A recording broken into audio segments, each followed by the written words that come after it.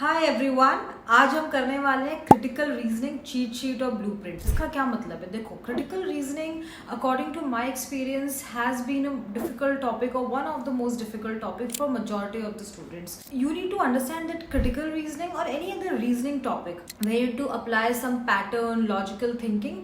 These kind of questions or concepts are like cycling or swimming. मतलब एक बार आप सीख जाओ तो फिर आप भूलते नहीं हो, आपको पैटर्न्स डेवलप करने पड़ते हैं माइंड में, and then once you learn you don't really forget it. So how do we really develop pattern and then be really good at critical reasoning? So now in today's video, students, I'm going to give you a blueprint, a cheat sheet of all the critical reasoning concepts you may encounter in exam. आप कोई भी exam दे रहे हो, whether you're going for GMAT, CAT, GRE, right, any government exam, if there is a verbal section और अगर उसमें critical reasoning आता है तो आपको ये सारे कॉन्सेप्ट्स मोर देन इनफ हैं to get all the questions correct. अगर आपको इन एग्जाम्पल्स, इसमें एग्जाम्पल्स भी चाहिए तो मैंने एक और वीडियो बनाया है which is in the description, आप उस पर क्लिक करके विथ एग्जाम्पल्स भी सारी चीज़ देख सकते हैं। आज मैं सिर्फ आपको एक चीट शीट ब्लूप्रिंट मैप दूंगी कैसे आपको हर एक क्वेश्चन पे क्रिटिकल थिंक पे सोचना चाहिए। आज हम टोटल 6 टाइप के क्वेश्चंस कवर करेंगे, that is strengthen, weaken, assumption,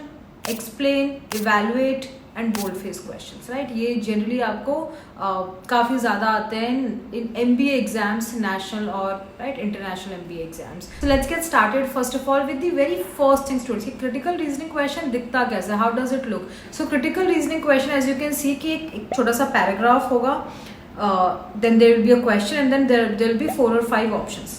किसी एग्जाम में 4 ऑप्शंस आते हैं, we talk about CAT exam, GMAT में 5 ऑप्शंस आते हैं, ZAT में 5 ऑप्शंस आते हैं, like that. Paragraph is known as argument, right. Paragraph को हम आर्ग्यूमेंट बोलते हैं, question is question stem and then options. तो सबसे पहले हम क्वेश्चन कैसे समझना है, which is the second part. देखो 3 पार्ट है, तो पैराग्राफ पहले समझने की कोशिश करते हैं। कोई भी पैराग्राफ, कोई भी इंफॉर्मेशन है वो बेस्ट कैसे समझेंगे, that's what we need to know. So let's get started with the how to identify the argument. Now when we talk about argument, an argument will essentially contain facts और conclusions और reasons, right. ये सारी चीजें होंगी। Conclusion is mostly the last line of the paragraph but not necessarily, right, not always. So for conclusion you have to identify either through words like thus, therefore, finally, इस तरह के indicator words होंगे और फिर वो line start होगी और that is your conclusion. In case that's not there and you're confused कि last line तो conclusion नहीं लग रही है, what is the conclusion? You can take a why test. Why test as in, if I say sorry I came late because I woke up late, so because I woke up late is my reason to why I came late. So I came late becomes the conclusion. So conclusion is any information जिसके supporting reasons given होंगे in the paragraph, ठीक है। सो ऐसे आप conclusion find करो। Now that we have identified कैसे क्या conclusion है, अब देखो इस basis पे 3 तरीके के arguments होते हैं। पहला जो आर्ग्यूमेंट या पैराग्राफ होगा, it will be facts followed by conclusion, कुछ फैक्ट्स लिखे होंगे और फिर एक कंक्लूजन होगा। Second will be facts followed by reasoning, and then third argument can be only just facts, no reasoning, no conclusion, for example. तो हम पहले पे डिस्कस करते हैं फैक्ट फॉलोड बाय कंक्लूजन पे, for example. So in fact followed by conclusion, if you see this example here, if I से बहुत बारिश हो रही है, it is like there are black clouds and I am concluding black clouds हैं, it is going to rain, right, that's what I am saying. So based on that, if you're asked to strengthen, for example, आपको question पूछा strengthen the argument, तो आपको prove करना है yes it's going to rain, there are black clouds, it's going to rain, by adding some extra information. But if the question is please weaken the argument, then you have to weaken this conclusion that no, maybe there are black clouds but it's not going to rain. आप कैसे prove करोगे? Generally answers में critical thinking requires some out of box thinking, and for this you have to think, okay, what other logic, what extra information will prove that it's not going to rain.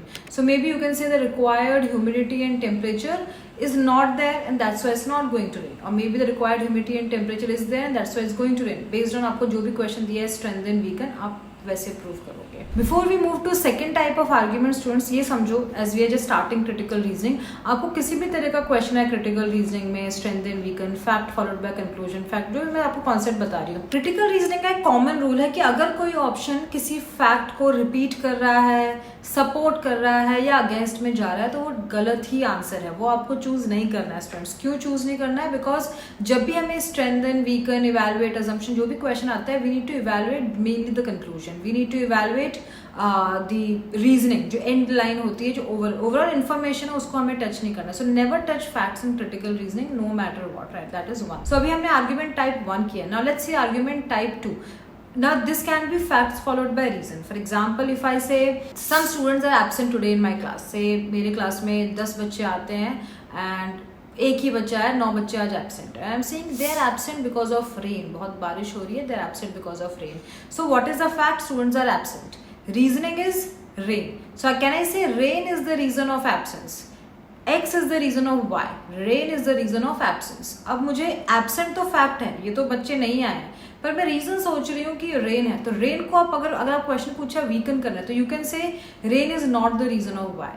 और maybe you can find a new reason कि they have some festival at home, that's why they are absent, right? Today सबका एक common festival है, that's why they are absent, rain is not the reason. या आप बोल सकते हो कि अरे वो साइड में एक और ट्यूशन क्लासेस हैं, वहाँ तो सब आए हैं, तो that automatically proves that rain is not the reason, right? Some extra information like this. अगर स्ट्रेंथन करना है हमको, तो हमको बोलना है कि ये साइड में एक और क्लास है, वहाँ पे भी आज स्टूडेंट्स नहीं आए हैं, और भी किसी क्लासेस में आज नहीं आया, दैट मीन्स आज रेन भी बहुत है, that means rain must be the reason of absence. तो that's how you have to basically only strengthen और weaken the reasoning, not the facts. Absent तो है, उसका हम डिनाई नहीं कर सकते, ना सपोर्ट कर सकते कि नहीं एब्सेंट है या नहीं है, that is not debatable. Only rain की वजह से है कि किसी दूसरी वजह से, only that is debatable, right? So अभी हमने 2 आर्ग्यूमेंट्स किए. फैक्ट फॉलोड बाय कंक्लूजन में आपको कंक्लूजन को ही सपोर्ट या वीकन करना है. फैक्ट फॉलोड बाय रीजन में आपको रीजन को ही सपोर्ट और वीकन करना है. And third type of argument now we are coming to is facts followed by facts, जिसमें कोई रीजन नहीं है, बस सारे फैक्ट्स ही हैं. किसी एक फैक्ट के बेसिस पे दूसरा फैक्ट नहीं भी नहीं आ रहा है. दो जो फैक्ट्स है वो दोनों ऑपोजिट या ज़्यादा रिलेटेड भी नहीं है एक दूसरे से, फॉर एग्जाम्पल. सो जनरली इस तरह के आर्ग्यूमेंट से 2 टाइप के क्वेश्चंस बनते हैं, that is flaw and paradox questions. We will come to the question type, पर पहले हम ये आर्ग्यूमेंट समझ लेते हैं. सो अगर फैक्ट्स हैं तो जनरली स्टूडेंट्स, जनरली नहीं, almost always they will be contradictory in nature and you have to prove a common ground for their contradiction. For example, fact 1 is I am doing a great business and my sales are getting tripled. But fact 2 is sales तो triple हो रही है, पहले से लोग 3 times ज़्यादा चीज़ें products खरीद रहे हैं मेरे.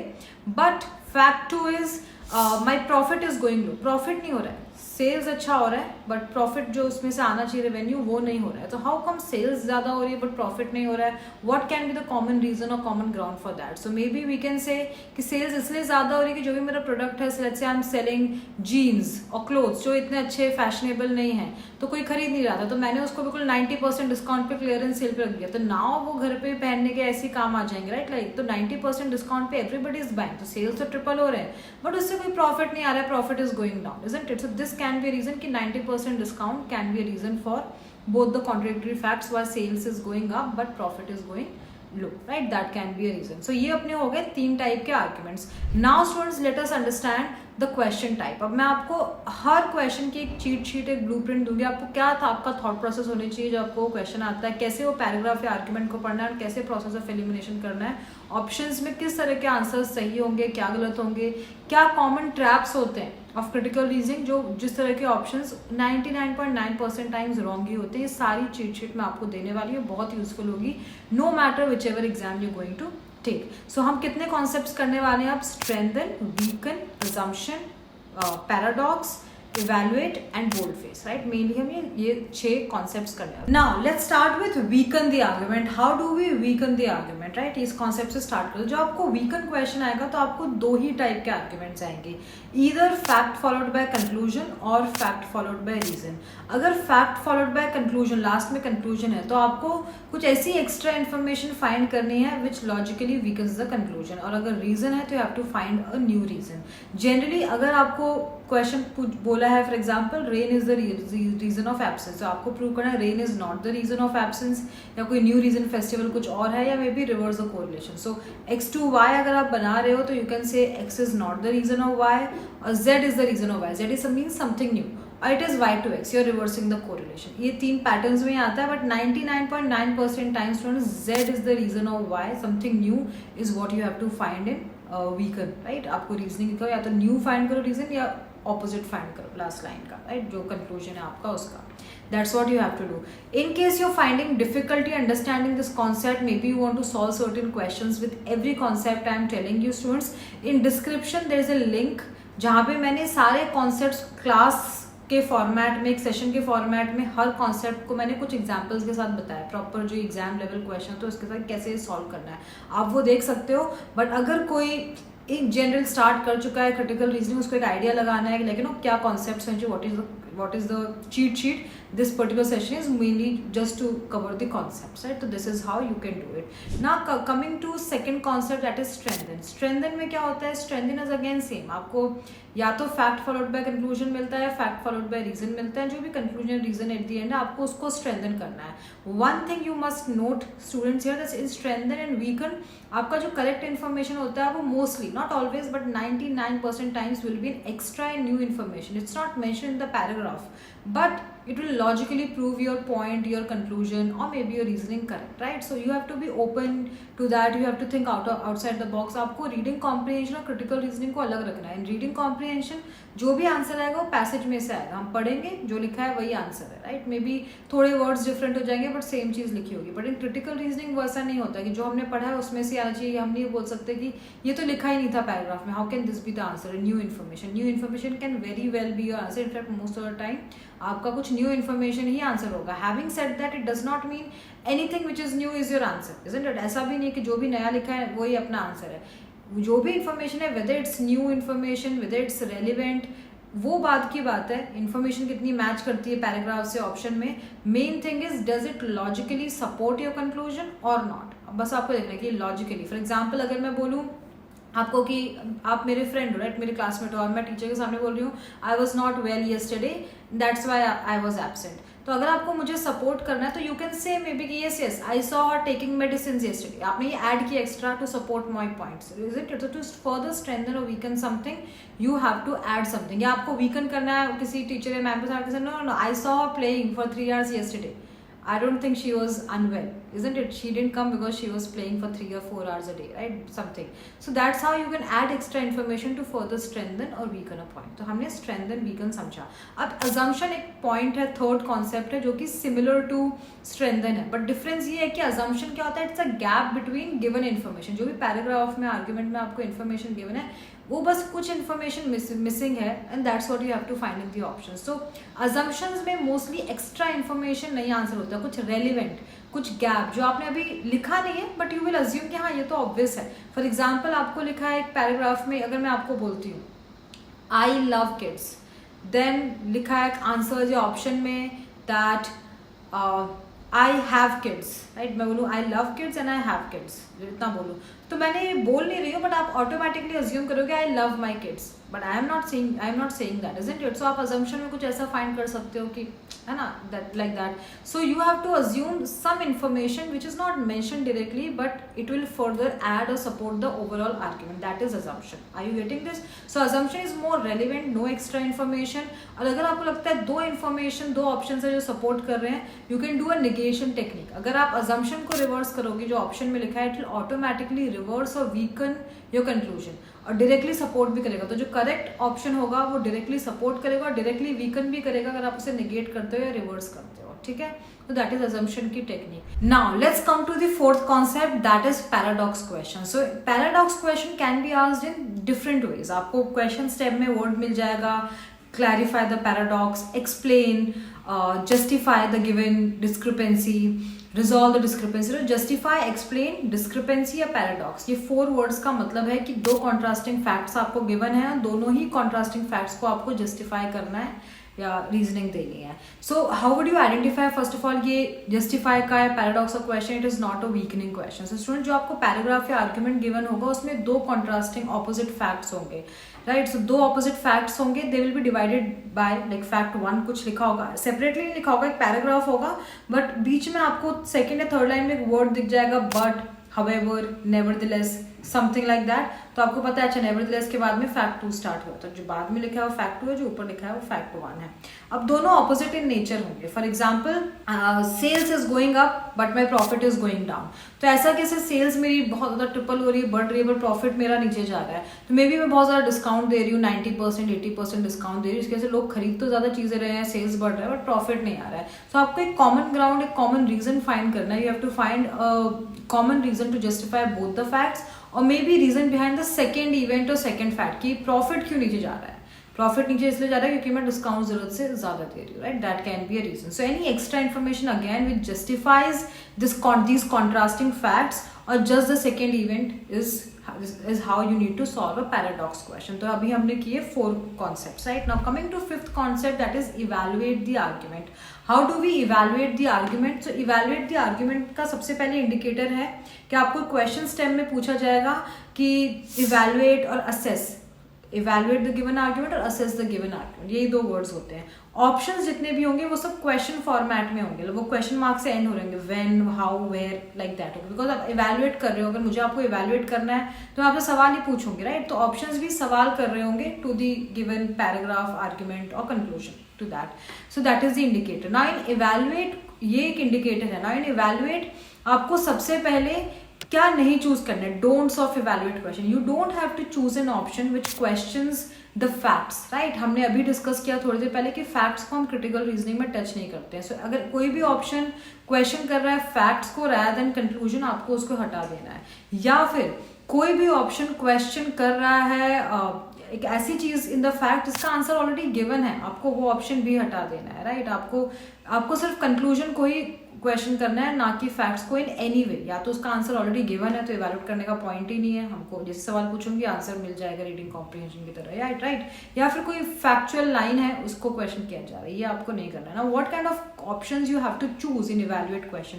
You have to choose an option which strengthens and weakens the conclusion. दोनों ही कर रहा है, strengthen भी कर रहा है, weaken भी कर रहा है, right? दोनों ही चीजें कर रहा है. ऐसे कैसे कर रहा है? अगर मुझे आप इवैल्यूएट करना है कल आपने कितनी पढ़ाई की, राइट? तो मैं आपको क्या सवाल पूछूंगी कि did you finish this chapter. अगर मुझे करना है आपने सही से करा है कि नहीं करा, डिड यू फिनिश और how many chapters did you finish. अगर आप बोलोगे मोर, आंसर इज मोर, तो मुझे पता चलेगा यू स्टडी प्रॉपर्ली. अगर आप बोलोगे लेस या ओनली 1 समथिंग लाइक दैट, तो मुझे लगा आपने नहीं. तो आंसर मोर या लेस या येस या नो, उसके जो भी 2 ऑपोजिट आंसर्स होंगे उससे वो स्ट्रेंथन या वीकन होगा. Again students, as I said in the previous concept also, अगर इस कॉन्सेप्ट को आपको समझने के लिए और एग्जाम्पल्स चाहिए, एग्जैक्टली एग्जाम में आप कैसे सॉल्व करोगे, तो प्लीज आप उस लिंक पे क्लिक करके इसके और एग्जाम्पल्स देखिए, साथ में मेरे क्वेश्चन सॉल्व करिए, तो आपको समझ आएगा. बट ये इसको पहले आपको सारे कॉन्सेप्ट समझ लो, ठीक है? Now coming to our next concept which is bold face questions. इसमें आप कैसे करोगे? You will read the paragraph और आर्ग्यूमेंट फर्स्ट. पहले आप पूरा पैराग्राफ पढ़ोगे, राइट? अब now paragraph while you read you need to identify which line is conclusion, which line is not conclusion. तो बोल्ड फेस क्वेश्चन कुछ ऐसा दिखेगा जिसमें पूरे पैराग्राफ में कोई 1 या मैक्सिमम 2 लाइन्स थोड़े बोल्ड में लिखी होगी, और आपको वो आइडेंटिफाई करना है कौन सी लाइन फैक्ट है, कौन सी लाइन कंक्लूजन है, कौन सी लाइन रीजन है. अब ये आपको कॉन्सेप्ट, ये बेसिकली क्वेश्चन आपका कॉन्सेप्ट चेक कर रहा है, आपकी रीजनिंग या क्रिटिकल थिंकिंग नहीं चेक कर रहा है. First you need to understand that. तो अगर आपने स्ट्रेंथन वीकन ही ठीक से नहीं समझा है, अगर आपको कंक्लूजन या रीजन निकालना नहीं आता है, तो आपको बोल्ड फेस से मुश्किल होगी. तो जिसको भी बोल्ड फेस से मुश्किल होती है उसको 2 रीजन से मुश्किल होती है. एक तो you perceive it like other critical reasoning question कि इसमें मुझे रीजनिंग चाहिए, लॉजिक चाहिए. इसमें कोई लॉजिक नहीं चाहिए. इसमें आपको क्रिटिकल रीजनिंग की टर्मिनोलॉजी पता होनी चाहिए, वर्ड्स, ये प्रेमिस किसको बोलते हैं, रीजन, कंक्लूजन का मतलब क्या होता है, फैक्ट्स का मतलब क्या होता है, that. So we will understand that in detail for this bold face question. तो बोल्ड फेस क्वेश्चन के लिए पहले आप ठीक से पैराग्राफ पढ़ो ना. जो भी लाइन बोल्ड में लिखी है वो आप कोशिश करो पता करने की वो कंक्लूजन है या वो कंक्लूजन नहीं है या कोई फैक्ट है. अब कंक्लूजन क्या होता है? Let me give you definition. Conclusion is any information which is supported by some reasons. उसके जस्ट पहले या बाद में उसके सपोर्टिंग रीजंस होंगे. For example, if I say I came late, क्या है ये आप बोलोगे सेंटेंस है. बट अगर मैं बोलूँ I came late because I woke up late, तो because I woke up late is the reason. तो अब I came late becomes the conclusion. So conclusion is any information जो शायद फैक्ट की तरह लगे या नॉर्मल सेंटेंस लगे, वो कंक्लूजन बन जाती है जब उसका एक सपोर्टिंग रीजन उसके साथ में गिवन होता है, ठीक है? तो that is how you will identify whether the given bold face line is the conclusion और नॉट. अब अगर 2 पैराग्राफ में 2 बोल्ड फेस लाइन्स कंक्लूजन है, let's say first and last, तो आपको ये भी देखना है कि दोनों एक दूसरे को सपोर्ट कर रहे हैं या अगेंस्ट में लाइन, एज एन ऑपोजिट चीजें बता रहे हैं या सिमिलर चीजें बता रहे हैं, that way. Because if you identify that it will help you in choosing the correct option quickly. Okay, ना आपने फिगर आउट किया कि पहली लाइन तो कंक्लूजन नहीं है but last line is a conclusion. तो पहली लाइन क्या है? Is it a fact, is it a reason, और is it maybe an opinion of someone, right. तो अगर ऑप्शंस में अगेन टर्मिनोलॉजी लिखी हुई, कंक्लूजन को कंक्लूजन नहीं बोल रहे हो, ऐसा नहीं कि last line is a conclusion, last line will be a stand और पोजीशन, ऐसा बोलेंगे। फर्स्ट लाइन आपको पता चलता है ओपिनियन है, तो ओपिनियन की जगह वर्ड होगा first line is a claim, judgment, something like that. If you think first line is a reason, तो consideration, explanation, premise, like that. अगर आपको लगता है फर्स्ट लाइन में कोई सर्वे, डेटा, रिसर्च है, एक फैक्ट लगता है, तो फिर वो finding, evidence, all these things. Again इसको डिटेल में कैसे हम सॉल्व करेंगे इन द क्वेश्चन, आप मेरे साथ ये एग्जांपल्स प्लीज सॉल्व कर सकते हो। प्लीज डिस्क्रिप्शन बॉक्स में सबसे ऊपर ही मैंने लिंक गिवन है, जो कि थोड़ा एक लेंथियर सेशन है, क्योंकि of course critical reasoning is such a I would say very topic जो कि आधे एक घंटे में खत्म नहीं हो सकता। You need a good like 2 to 3 hour workshop for that. So मैंने जितना कंसाइज तरीके से हो सके इस ब्लूप्रिंट शीट वीडियो में तो जब भी चल रहा है बता ही रही हूँ, but at the same time with examples, with some exam level questions मैंने एक और वीडियो बनाया है जहाँ पे कॉन्सेप्ट्स प्लस मैं एग्जाम्पल्स इमीडिएटली करी हूँ। वीकन क्वेश्चन किया and then 2-3 example, strength then 2-3 example, assumption 2-3 example. तो आप ये दोनों को अगर साथ में देखोगे तो आपका क्रिटिकल रीजनिंग एक दिन में हो जाएगा concept wise. Of course you will need some more practice, but then you will feel very very confident while solving the question students. Now एक बोनस कॉन्सेप्ट बताती हूँ जो कि similar to strength and weaken है, which is plan। कई बार question पूछा था prove it's a good plan और prove it's a bad plan. So good plan में आपको ये देखना है कि क्या ये प्लान गोल को अचीव करेगा, तो इट्स अ गुड प्लान। क्या ये गोल को अगर आपको प्रूव करने की, you have to prove weaken the given plan, question is that, तो you have to prove this plan will not achieve the goal, right. So goal आपको फाइंड आउट करना है। जब अगर क्वेश्चन में कहीं पे भी प्लान वर्ड लिखा है तो आप उस पैराग्राफ को पढ़ते हुए प्लान और गोल फाइंड करने की कोशिश करो। व्हाट्स द प्लान और इस प्लान का गोल क्या है, to increase the sales, to increase the speed of vehicles, what is it, and based on that you will be able to solve the question. So plan question are similar to strength and weaken दो, but then उसको थोड़ा सा like एक strategy या recommendation या planning की तरफ पूछते हैं। सो ये सारे कॉन्सेप्ट्स रहे students. Now at the end I will be telling you common traps, common avoidables, common wrong options और स्टेटमेंट जो हमेशा 99.9% गलत ही होते हैं, राइट। तो अभी हम ट्रैप्स डिस्कस करेंगे। तो before you understand about traps students, please understand कि वर्बल में कोई भी अवॉइडेबल या ट्रैप्स या रॉन्ग ऑप्शंस एब्सोल्यूट नहीं होते हैं। Means they can be 99.9% wrong, but there is 1% chance that options में अगर इस तरह की ट्रैप्स हैं तो वो शायद करेक्ट भी हो जाए। बहुत कम चांस होता है, but you have to be just cautious of that fact. So इसलिए ट्रैप्स को आप as a tie breaker use करो। जब दो ऑप्शंस में आपको लगता है हाँ इसमें एक ट्रैप है, आप उसको हटा रहे हो और एक को चूज कर रहे हो। ऐसा नहीं कि आपको उस ऑप्शन में वो सारी चीजें दिखी, इंडिकेटर्स दिखे जो मैं आपको बता रही हूँ, तो आपने दूर से देख के उसको हटा दिया, you didn't even read the option. So don't do that. So let's start with the traps. First trap is अगर आपको ऑप्शन में वर्ड्स दिखते हैं some, certain, not all, you have to be a little cautious. Why do you have to be cautious? I'll give you an example. If I say some students are present today or certain students are present today और not all students are present today, तो let's say मेरी class में 10 students आते हैं, अब 10 में से 2 present हैं, some मतलब या 8 present हैं। some means what, maximum या minimum, no idea. So these some, certain, not all are quite unclear and that's why you need to avoid them. अगर question का tense change हो रहा है, as in लिखा है after this, before, prior to, except this, इस तरह के वर्ड्स लिखे हैं, तो भी you have to be a little careful because question is taking you away from the topic. अभी ये टॉपिक पे स्टिक नहीं करेगा ये ऑप्शन, तो you just remove it. Next is hypothetical language. Hypothetical language is like would have, could have, should have, इस तरह के वर्ड्स भी आपको अवॉइड करना है, राइट। तो ये हो गया अपना एक ओवरऑल किस तरह की wordings is avoidable in most of the cases. Second trap is you need to differentiate between topic and subtopic और set और subset. Set और subset मतलब let's say India is a set, जिसमें Delhi, Mumbai will be a subset. तो overall जो अपना topic है, जो पैराग्राफ है, उसमें 3-4 चीज़ों के बारे में बात हो रही होगी, बट अल्टीमेटली जो कंक्लूजन, जो लास्ट लाइन है, वो किस बारे में, is it about sub topic India, is it about the whole India, right, is about the let's say India और is it about the Delhi for example. आपका आंसर भी उसी बारे में होना चाहिए, वही कीवर्ड्स आपके सही आंसर में होने चाहिए कि हमें सब टॉपिक पे फोकस करना है या मेन टॉपिक पे फोकस करना है, सेट पे या सब सेट पे, right. That third point is students की आपको other factor means anything out of scope. देखो न्यू इन्फॉर्मेशन तो हमें फाइंड करनी है क्रिटिकल रीजनिंग में, but at the same time कुछ भी जो लॉजिकली भी रेलिवेंट नहीं है, it's just not making sense to prove any logic here, ना रिलेटेड इन्फॉर्मेशन है, तो आपको उसको हटा देना। That is third point. Fourth is unnecessary comparison. अगर कंपैरेटिव लैंग्वेज है than, as, unless those two things are very explicitly, very very specifically compared in the main paragraph, then तो it's okay. Otherwise you have to eliminate any comparative language as well, because most of the time comparative language is not true. Next is tenses. आपका जो paragraph या argument है वो जिस भी tense में है, आपका करेक्ट आंसर भी उसी टेंस में होगा. It will not change, so the tense will be same. That's what you have to keep in mind. Then apart from that, suggestions and should, must. Suggestions type of language is mostly wrong. It's 100% wrong in assumption questions. Assumption में तो 100, अगर आपको should दिखता है तो आप eliminate कर सकते हो, वो सही होगा ही नहीं. बाकी में it's 99% type. So should या suggestion type का कुछ दिख रहा है तो वो गलत है. And last trap is avoid extreme language. Extreme language means words like only, always, never, superlative degrees like best, most, largest, biggest, इस तरह के वर्ड्स आप अवॉइड करो.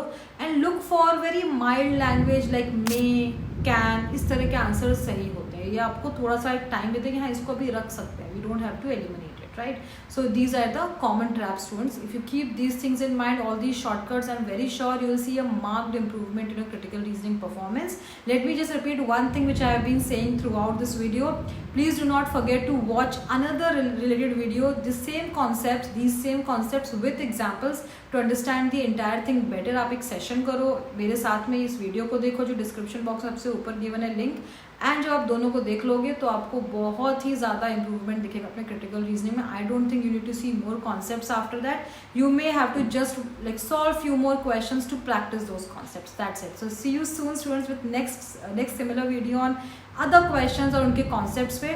For today, please let me know which all concepts do you want me to make video on. Thank you so much for listening to me.